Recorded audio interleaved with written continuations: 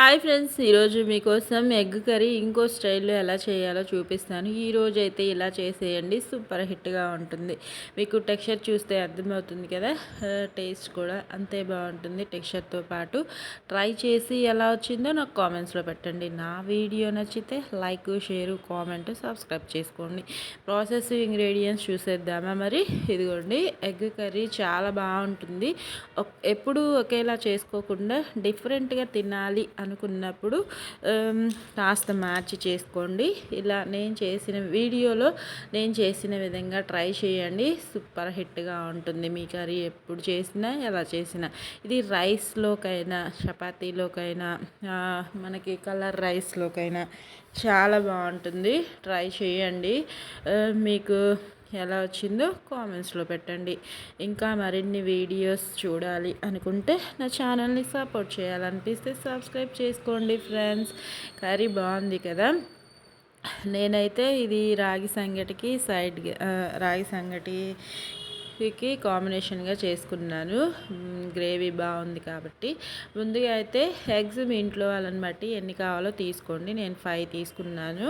ఒక పెద్ద సైజు ఉల్లిపాయలు 2, 3 టొమాటోస్, పుదీనా, అది జీడిపప్పు, పచ్చిమిర్చి, కొత్తిమీర, మెంతాకు ఉంటుంది కదా, అదనమాట. అన్నీ గుప్పెడు తీసుకున్నాను. ఇంకా అల్లం వెల్లుల్లి పేస్ట్ ఫ్రెష్గా అప్పటికప్పుడు పట్టుకోండి, కచ్చా పచ్చగా పట్టుకోండి, బాగుంటుంది తినేటప్పుడు. ఇంకా ఇప్పుడు ప్రాసెస్లో ఏం చేయాలో, ఎగ్స్ ఆల్రెడీ స్టవ్ మీద పెట్టేసుకున్నాను, అవి ఉడికిపోతున్నాయి. ముందుగా అయితే మిక్సీ జార్లో 1 స్పూన్ అంతా నువ్వులు వేసుకుంటున్నాను. 1 స్పూన్ సరిపోతాయి, ఎక్కువగా అవసరం లేదు. దాంతోపాటు జీలకర్ర ఒక 1 స్పూను, దాంతోపాటు జీడిపప్పు 3 సరిపోతాయి. అంటే మీరు చేసే మీ ఇంట్లో వాళ్ళని బట్టి క్వాంటిటీస్ పెంచుకోండి, తగ్గించుకోండి. పెద్ద స్పూన్ తోటి 1 స్పూన్ అంతా ధనియాలు చూపించాను కదా, ఇవి వేసుకొని ముందుగా వీటిని మిక్సీలో పట్టేసుకోండి. ఇదిగోండి, 3 లవంగాలు, 3 యాలకులు, 4 మిరియాలు, 1/2 ఇంచు దాల్చిన చెక్క సరిపోతాయి. మసాలా దినుసులు అయితే అవి కూడా వేసుకొని చక్కగా పౌడర్ పట్టేసుకుందాం. ముందుగా ఇవి ముందే తర్వాత టొమాటోస్తో పాటు వేసామంటే నలగవు కాబట్టి ముందే వాటిని పౌడర్ చేసుకొని నెక్స్ట్ ఆ 3 టమాటాలని చక్కగా మిక్సీ పట్టేసుకుందాము. ఒక్కొక్కటిగా, ఇది చిన్న మిక్సీ జారు, ఒక్కొక్కటిగా వేసి మిక్సీ పట్టుకుంటున్నాను. నెక్స్ట్ పెరుగు ఒక 1 స్పూన్, పెద్ద స్పూన్ తోటి పెరుగుతో పాటు పచ్చిమిర్చి కూడా వేసుకున్నాను. చూపించిన పచ్చిమిర్చి వేసేసుకొని అది కూడా చక్కగా ఫైన్ పేస్ట్ లాగా పట్టేసుకుందాము. మిక్సీ జార్ మార్చేసుకొని మొత్తం కొత్తిమీర, పుదీనా, మెంతాకు ఈ 3 కూడా వేసుకొని చక్కగా పేస్ట్ లాగా మెత్తగా పట్టేసుకొని పక్కన పెట్టేసుకుందాం. ఇదిగోండి, ఇలా ఉంటుంది పేస్ట్ రెడీ అయిపోయింది. ఈ టైంలో స్టవ్ మీద కళాయి పెట్టేసుకొని స్టవ్ వెలిగించేసుకొని ఆయిల్ ఒక 5 స్పూన్స్ దాకా వేసుకోండి. పెద్ద స్పూన్ తోటి, ఎగ్ కర్రీ కాబట్టి కాస్త ఎక్కువే పడుతుంది. 5 స్పూన్స్ కరెక్ట్గా సరిపోతుంది, ఎక్కువ అవ్వదు, తక్కువ అవ్వదు. వేసేసుకొని హై ఫ్లేమ్లోనే ఉంచేసుకొని మనకి ఆయిల్ కాస్త హీట్ అయిన తర్వాత కట్ చేసి పెట్టుకున్న ఉల్లిపాయలని వేసేసుకుందాము.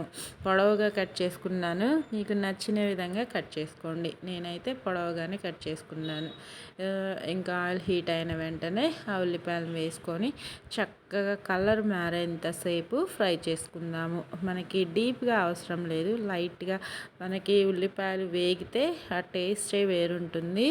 ఎగ్ కర్రీలో అయితే ఇంకా సూపర్గా ఉంటుంది ఉల్లిపాయలు ఫ్రై అవ్వడం వల్ల. చాలామందికి తెలుసు కదా, నేను చెప్పడం కాదు. ఇంకా ఎగ్స్ అయితే ఉడికిపోయిన తర్వాత నేను ఒక 3 స్పూన్స్ దాకా ఆయిల్ వేసుకొని చక్కగా వాటిని కూడా కాస్త కలర్ మారేంతసేపు ఫ్రై చేసుకుంటాను. ఇలా ఫ్రై చేసి వేయడం చాలా ఇష్టంగా తింటారు. ఇష్టం లేని వాళ్ళు ఇప్పుడు స్కిప్ చేసేయచ్చు, ఇబ్బంది ఏం లేదు. ఫ్రై చేసుకోని అవసరం లేదు. ఇష్టం లేని వాళ్ళు, ఇష్టం ఉంటే ఫ్రై చేసుకోండి, అంటే కలర్ఫుల్గా కనిపిస్తాయి, టేస్ట్ కూడా బాగానే ఉంటుంది. నచ్చిన వాళ్ళు చేసుకోండి, ఓకేనా. ఇంకా ఎగ్స్ వేసేసుకొని దానిలో ఇప్పుడు పసుపు ఒక హాఫ్ స్పూన్ సరిపోతుంది, ఎక్కువగా అవసరం లేదు. దాంతోపాటు లైట్గా సాల్ట్ వేసేసుకుందాము. ఉడికించేటప్పుడు ఉప్పు వేసుకున్నా, ఇప్పుడు లైట్గా స్ప్రింకిల్ చేసినట్టు వేసుకుంటే చిటికెడు మనకి వేగేటప్పుడు బాగా వేగుతాయి అన్నమాట. అవి లో ఫ్లేమ్లోనే ఫ్రై చేసుకుంటున్నాను నేనైతే. అప్పుడు ఈవెన్గా ఫ్రై అవుతాయి. చక్కగా ఇలా గరిటె పెట్టకుండా కాడతోనే పట్టుకొని ఫ్రై చేసేసుకుంటున్నాను. అవి లైట్గా కలర్ మారితే రెండు వైపులా టర్న్ చేసుకుంటూ ఈవెన్గా ఫ్రై చేసుకోండి, ఈజీగానే ఫ్రై అయిపోతాయి. ఈలోపు మన ఇదిగోండి ఆనియన్స్ కూడా కాస్త కలర్ మారాయి కదా, ఈ టైంలో మనం అల్లం వెల్లుల్లి పేస్ట్ వేసుకుందాము. ఈ కర్రీలో అల్లం వెల్లుల్లి పేస్ట్ ఫ్లేవరు చాలా బాగుంటుంది. ఎక్కువగా వేసుకొని అవసరం లేదు, ఎందుకంటే మన కర్రీ క్వాంటిటీ తక్కువే కాబట్టి ఎక్కువగా అవసరం లేదు. కనిపిస్తుంది కదా, ఇలా ఫ్రై అయితే సరిపోతుంది ఉల్లిపాయలు. ఈ టైంలో నేను చెప్పాను కదా, అల్లం వెల్లుల్లి పేస్ట్ ఒక హాఫ్ స్పూన్ దాకా వేసుకుంటున్నాను, ఎక్కువగా అవసరం లేదు. పెద్ద స్పూన్లో హాఫ్ అంతా సరిపోతుంది. ఇది కచ్చా పచ్చాగా పట్టుకోండి, అది కూడా అప్పటికప్పుడు పట్టుకోండి ఫ్రెష్గా. ఫ్లేవరు, టేస్ట్, టెక్స్చరు అన్నీ బాగుంటాయి. ఓకేనా. చక్కగా పచ్చివాసన పోయేంతసేపు నేను లో ఫ్లేమ్లో ఫ్రై చేసుకున్నాను. ఈవెన్గా ఫ్రై అయిపోయింది. ఈ టైంలో మనం పేస్ట్ పట్టి పెట్టుకున్నాం కదా, ఆ పేస్ట్ని కూడా వేసేసుకుందాము. వేసేసుకొని ఆయిల్ కాస్త పైకి తేలేంతసేపు లో ఫ్లేమ్లోనే ఫ్రై చేసుకోవాలి, కుక్ చేసుకోవాలి.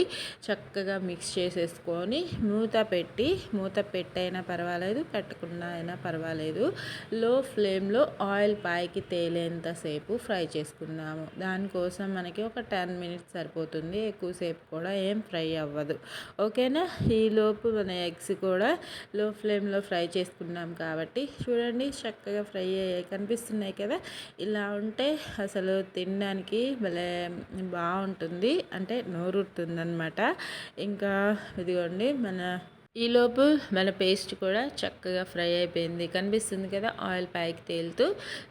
ఈ టైంలో కొద్దిగా మన కారం వేయలేదు కదా, పచ్చిమిర్చి వేసాం కాబట్టి చూసి వేసుకోండి మీ స్పైసీని బట్టి. నేను ఒక హాఫ్ స్పూన్ అంత వేసుకున్నాను, ఫుల్ స్పూన్ ఏం వేయలేదు.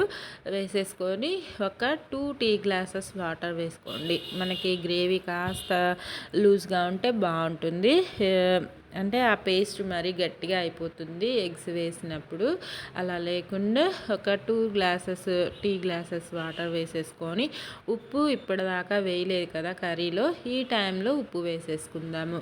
ఉప్పు కూడా చూసి వేసుకోండి మీ టేస్ట్కి సరిపడా. నేనైతే 1 స్పూన్ దాకా వేసాను. ఒకవేళ సరిపోలేదు అనిపిస్తే లాస్ట్లో చెక్ చేసుకొని అడ్జస్ట్ చేసేసుకోండి. ఇప్పుడు కల్లుప్పు వేసాం కదా, లాస్ట్లో సరిపోకపోతే సాల్ట్ వేసేసుకుందాం.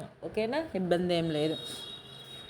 చూడండి కర్రీ టెక్స్చర్ ఇలా ఉన్నప్పుడు మనం ఫ్రై చేసి పెట్టుకున్న ఎగ్స్ ఉన్నాయి కదా, వాటిని కూడా వేసేసుకొని ఈ వాటర్ వేసాక కూడా లో టు మీడియంలో కుక్ చేసుకోండి.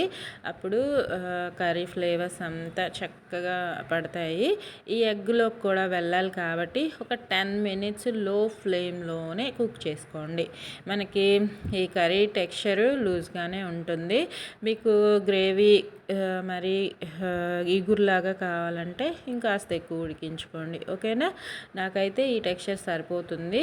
ఒక 10 మినిట్స్కి చూడండి ఎగ్స్కి మసాలా అంతా పట్టి అసలు కలర్ఫుల్గా ఉంది కదా, టేస్ట్ కూడా చాలా బాగుంటుంది ఫ్రెండ్స్, నేను చెప్పడం కాదు.